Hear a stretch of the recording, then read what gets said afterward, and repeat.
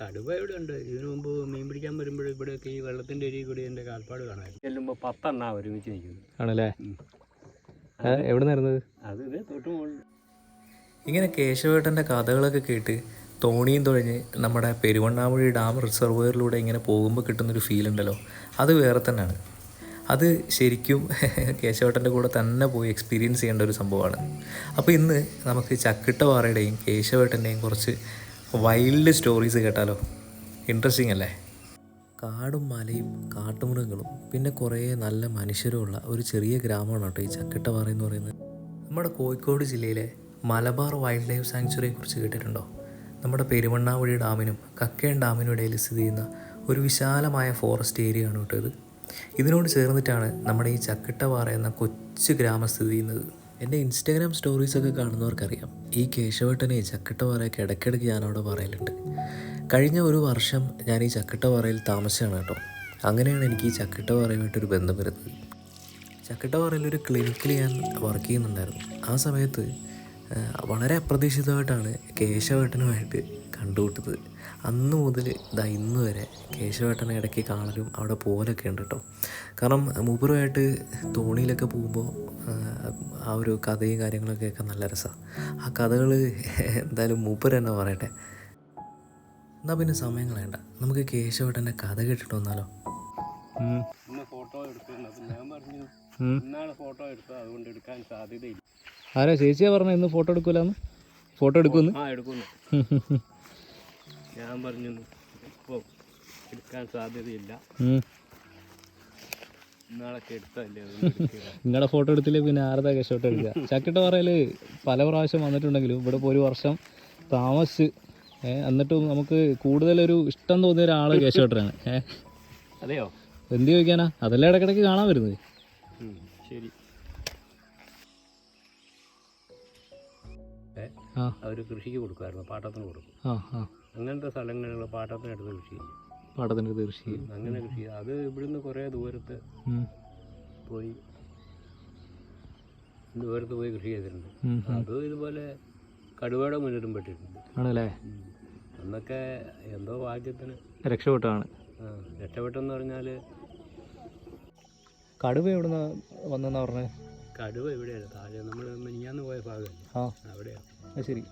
അങ്ങനെ മനസ്സിലായ കടുവ വന്നത്? അത് ഇവർ രാത്രി കാവൽക്കാരുണ്ടല്ലോ, ഞാനെ ഓടിക്കാൻ വേണ്ടിയുള്ള കാവൽക്കാരുണ്ട്, അവർ കേട്ടതായി മതാനെ ഓടിക്കുന്നത്. ആണല്ലേ? കടുവ ഉണ്ടല്ലോ അപ്പോൾ? കടുവയുണ്ട്. ഈ ചെന്നായ വെളുപ്പിനൊക്കെ ഓടിക്കുള്ളൂ. കടുവയാണ് രാത്രി ഓടിക്കുന്നത്. കടുവ ഓടിക്കുന്നതും കേട്ട് പിന്നെ അത് മരളൊന്ന് ഒച്ച കേട്ടെന്നാണ്. ആണോ? ഉണ്ടാവും. കഴിഞ്ഞ മാസമല്ലേ നമ്മുടെ കക്കയം ഡാമിൽ കടുവയെ കണ്ട്? അല്ല, കടുവ ഇവിടെ ഉണ്ട്. ഇതിനു മുമ്പ് മീൻ പിടിക്കാൻ വരുമ്പോഴും ഇവിടെയൊക്കെ ഈ വെള്ളത്തിൻ്റെ അരിയിൽ കൂടി എൻ്റെ കാൽപ്പാട് കാണാമായിരുന്നു. ആണോ? ഞങ്ങൾ വരുമ്പോൾ. ശരി. നമ്മൾ ഇപ്പോൾ പോകുന്നതിൻ്റെ വലതുവശത്ത് കുറച്ച് താഴെ ഞങ്ങൾക്ക് കാൽപ്പാട് ഉണ്ടായിരുന്നു.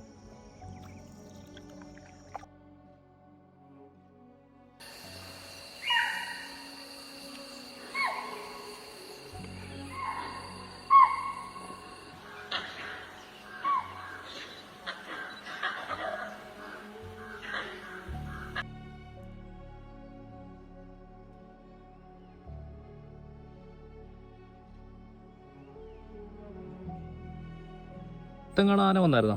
അതല്ലേ പറഞ്ഞു, 4-5 ദിവസമായിട്ട് ഇവിടെ ഉണ്ടെന്ന് സ്ഥലം. ആന ഉണ്ടല്ലേ?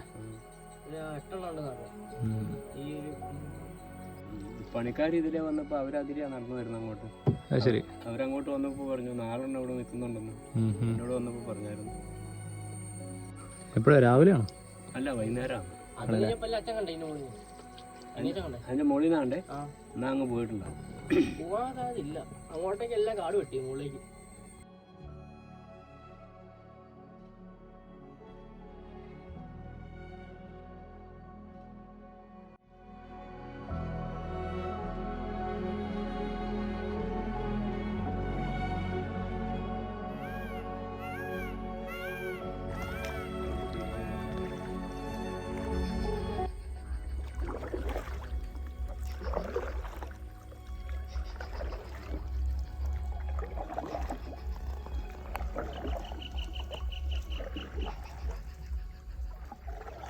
ചെല്ലുമ്പോൾ 10 എണ്ണ ഒരുമിച്ച് നിൽക്കുന്നത്. ആണല്ലേ?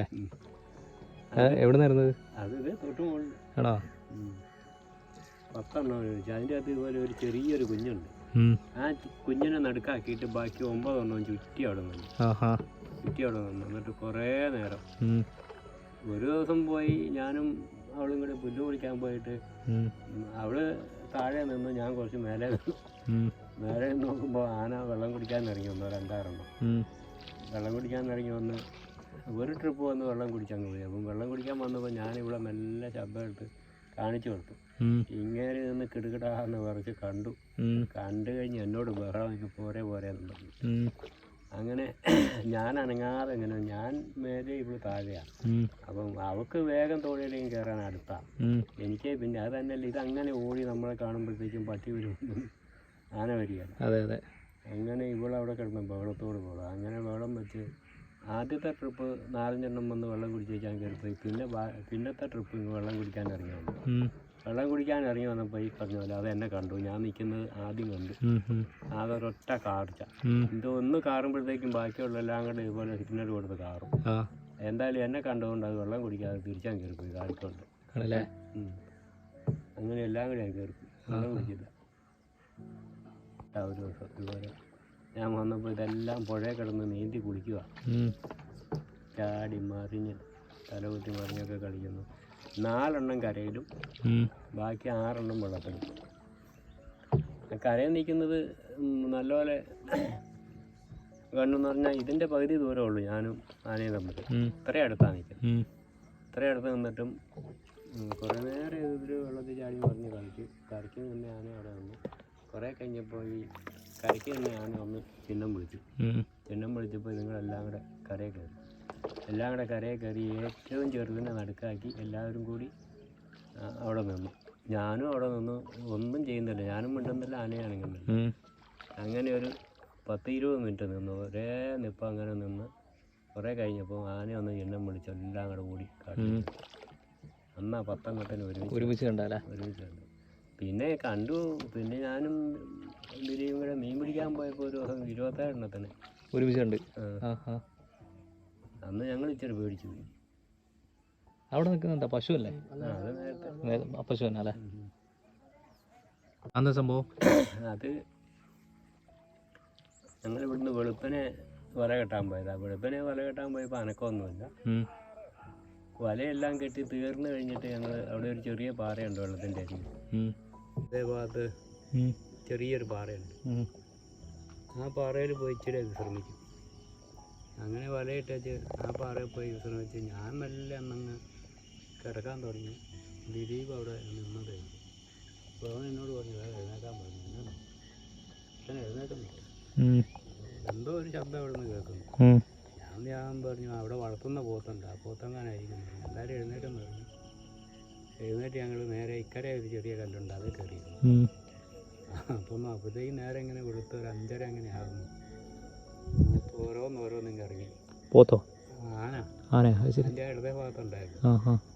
അവർ ആന ഒരു വഴിക്കോടി ഇറങ്ങിയാൽ അവിടെ തന്നെ അധികവും തിരിച്ച് കയറുള്ളൂ, വേറെ വഴിക്കോടെ കയറില്ല. ഒരുപാട് ദൂരമൊക്കെ ആണെങ്കിൽ അങ്ങനെ അവരതിലെ ചുറ്റി ഇങ്ങ് പോകുന്നു. ഈ അരിയിൽ കൂടി ഇങ്ങ് പോകുന്നു. അപ്പോൾ ഞങ്ങൾ വലയപ്പുറവും ആനയിപ്പുറവും ഞങ്ങൾക്കൊരു ചെറിയ ബുദ്ധിമുട്ട്. അങ്ങനെ ഞങ്ങളവിടെ മാറി നിന്നു. അവർ വന്ന് ഇതിലെ വന്ന് ഇവിടെ നീന്തി ഇവിടെ കയറി കഴിഞ്ഞ് ഞങ്ങൾ മെല്ലെ വലയെടുത്ത് പോകുന്നു. പോകുന്നത് ഇവിടെ വരുമ്പോൾ വേറൊരു സെറ്റും കൂടെ ഈ കുന്നിൻ്റെ മുകളിലുണ്ടായിരുന്നു. അവരെല്ലാവരും കൂടെ ഇറങ്ങി വന്നു. വന്നപ്പോൾ ഞങ്ങൾ കുറച്ച് അപ്പുറം അവിടെ നിന്നു. അതും നീന്തി ഇക്കരെ കയറി. അതും നീന്തി ഇക്കരെ കയറി കഴിഞ്ഞ് എന്നാൽ എല്ലാം പോയെന്ന് വിചാരിച്ചു. ഒരു വല കഴിക്കാൻ വേണ്ടിയാണ് ചെറുതും ഇതിൻ്റെ ഒരു നേതാവ് ഉണ്ടായിരുന്നു. അതുങ്ങൾ ഇക്കരെ കയറിയിട്ട് പോയില്ല, അവിടെ തന്നെ നിൽക്കുമായിരുന്നു. ഈ നേതാവ് ഉണ്ടായിരുന്നു. അങ്ങേര് വരാൻ വേണ്ടി ഇവിടെ കാത്തു തന്നെയാണ്.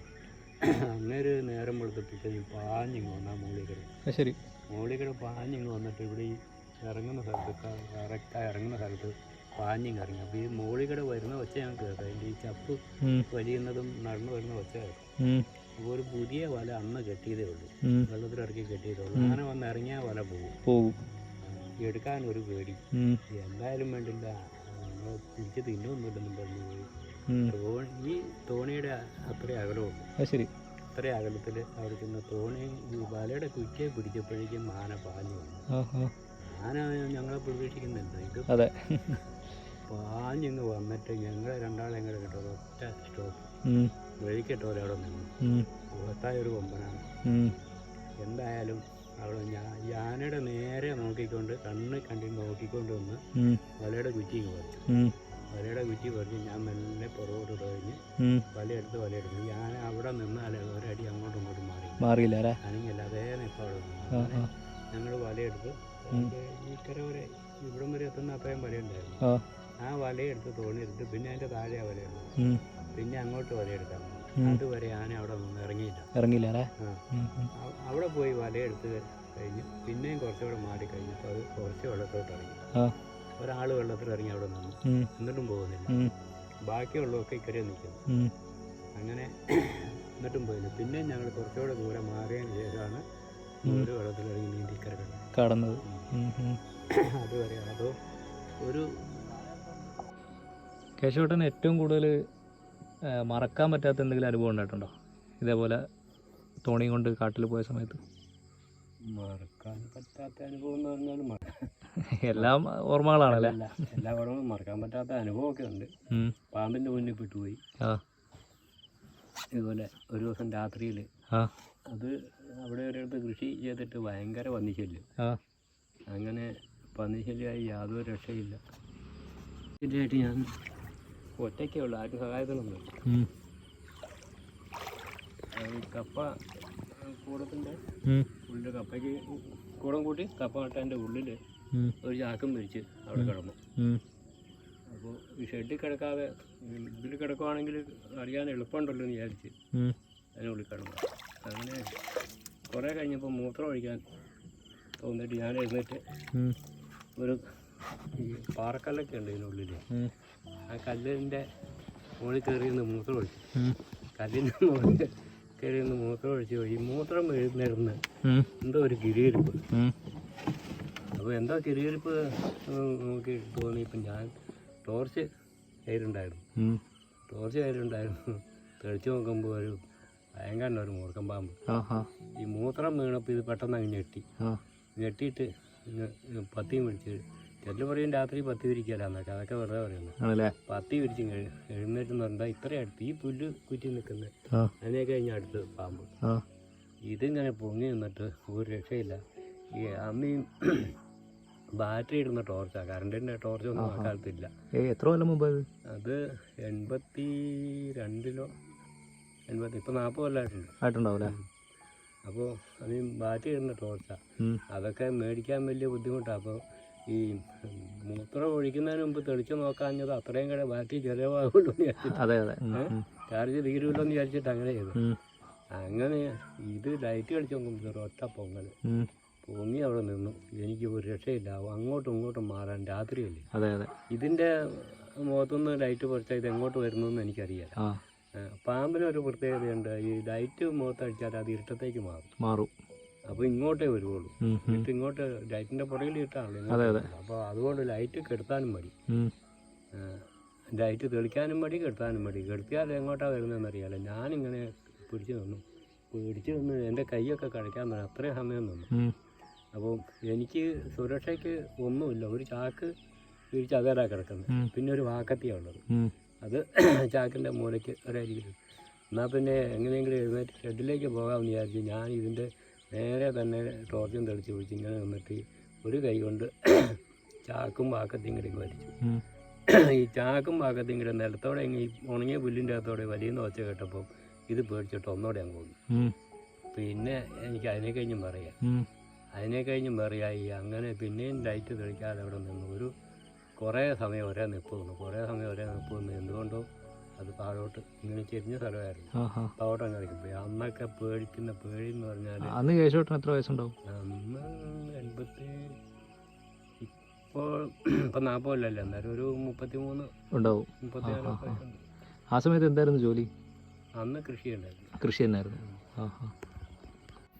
താഴോട്ട് വലയിടാൻ പോയി കുറച്ച് കഴിഞ്ഞപ്പോൾ ഒരു കാറ്റും മഴയൊക്കെ വന്നിട്ട് ടാർപ്പായൊക്കെ അടിച്ച് പറിച്ച് ടാർപ്പായ കൊണ്ടുപോയി ഈ മുഴുവൻ നനഞ്ഞു. ഇത് വീട്ടങ്ങ് പോയി കഴിഞ്ഞപ്പോൾ പിന്നെ മുഴുവൻ മഴ നനയല്ലേ. അതെ. പിന്നെ രണ്ടാമത് കെട്ടാനൊന്നും കാറ്റ് സമ്മതിക്കുന്നില്ല. ഇവരങ്ങ് താഴെ. ഞാൻ അവിടെ ഇരുന്ന് നനഞ്ഞ് ഇവർ തിരിച്ചു വന്നു. ഇവർ വലയൊക്കെ ഇട്ട് തിരിച്ച് ഇവിടെ വന്നു കഴിഞ്ഞപ്പോഴത്തേക്കും ഇവിടെ ഫോൺ വിളിയോട് കളി. ആന ഇവിടെ കയറിയിട്ടുണ്ട്, അതുകൊണ്ട് നിങ്ങൾ എവിടെയാണ് ഉള്ളതെന്ന് വേഗം പോരെന്ന്. അപ്പം ഞാൻ പറഞ്ഞു ഞങ്ങളിവിടെ ഇരിക്കുന്നത് ഞങ്ങൾക്കറിയാമല്ലോ ആന വന്നിരുന്നു. ഞാൻ പറഞ്ഞു ആന ഇവിടെ ഒന്നുമില്ല, പോകുന്നില്ല. പിന്നെയും വിളിയാ, ആന അവിടെ കടന്നിട്ടുണ്ട്, നിങ്ങളവിടെ നിൽക്കണ്ട പോരെന്ന്. അങ്ങനെ ഒരുപാട് പേര് വിളിച്ചപ്പോൾ എന്നാൽ ഇനി പോയേക്കാസം പറഞ്ഞു. ഞങ്ങളുണ്ടാകും ഇങ്ങനെ ഇവിടുന്ന് 3 ആളും കൂടെ ഈ കെട്ടും പാണമൊക്കെ അയച്ച് തോണിയിട്ടിട്ട് ഞങ്ങളങ്ങ് പോയി. ഞങ്ങളങ്ങ് പോയി വലയൊന്നും എടുത്തില്ല. പക്ഷേ രാവിലെ വരുമ്പോൾ ഉണ്ടല്ലോ ആന ഇവിടെ ഇങ്ങ് കടന്നു. രാവിലെ വരുമ്പോൾ ആന ഇവിടെ കിടന്നിട്ട് ഞങ്ങൾ ആ ടാർവാ കെട്ടി കിടന്നിടത്തോടെയൊക്കെ ചവിട്ടി കൂട്ടി നിരത്തി ഇട്ടിട്ടാണ് പോയി.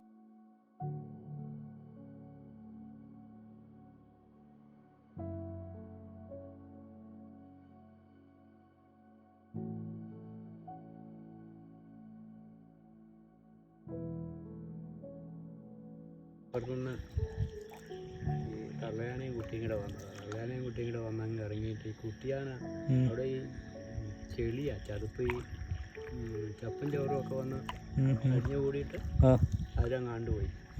ഒന്നും ചെയ്യാൻ പറ്റില്ല. അയ്യോ. തള്ളയ്ക്ക് പിടിക്കാനും പറ്റുന്നില്ല, കുട്ടിക്ക് അവിടുന്ന് കയറാനും പറ്റുന്നില്ല, പൊങ്ങാനും പറ്റുന്നില്ല. അങ്ങനെ അവിടെ ഞങ്ങളിതൊക്കെ കാണുന്നുണ്ടല്ലേ. കാണുന്നുണ്ടെന്ന് പറഞ്ഞാൽ കാണുന്നുണ്ട്. ഏതാണ്ട് നേരം ഈ ഇതുപോലെ വെളുത്തതേ ഉള്ളൂ. അപ്പം ശബ്ദം കേൾക്കാൻ ശരിക്കില്ല. ഈ ആന നിന്നും മോങ്ങുന്നതും ഇതൊക്കെ ഈ തള്ളയാന കരയ്ക്ക് നിൽക്കുന്നത് കാണാം. കുട്ടിയാന വെള്ളത്തിലായതുകൊണ്ട് അതിനെ കാണുന്നില്ല. ചക്കിട്ട പാറയിൽ ആനയെ കാണണ്ടേ? അതാ എൻ്റെ നേരെ ബാക്കിൽ കാണുന്ന ആ കുന്നിൽ ഇപ്പോൾ ഉണ്ട്. കാണിച്ചു തരാം. താഴെയുള്ള ഇവിടെ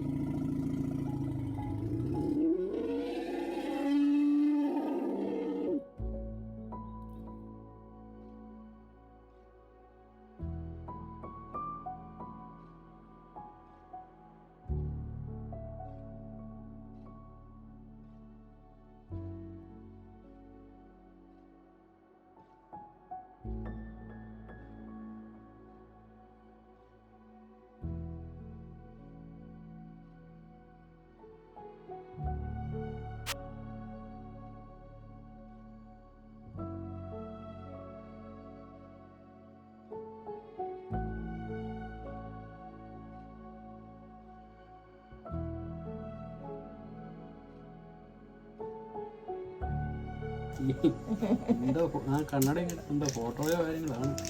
എന്നാലും തുറന്നു നോക്ക്.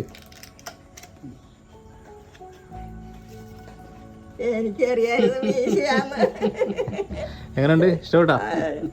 അടിപൊളി. അടിപൊളിയല്ലേ? ഇവിടെ പൈസ കുറെ മുടക്കുന്നുണ്ടല്ലോ.